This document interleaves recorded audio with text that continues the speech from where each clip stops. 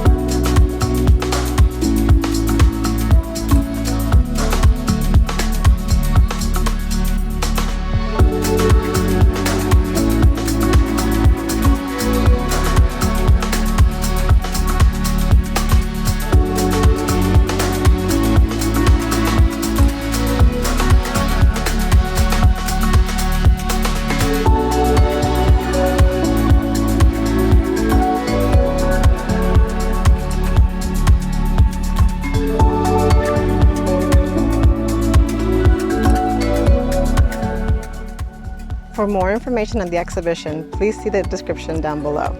I hope you enjoyed today's tour of Nature Connects at Fairchild. Thank you so much for watching. I look forward to seeing you in the next video. Ciao!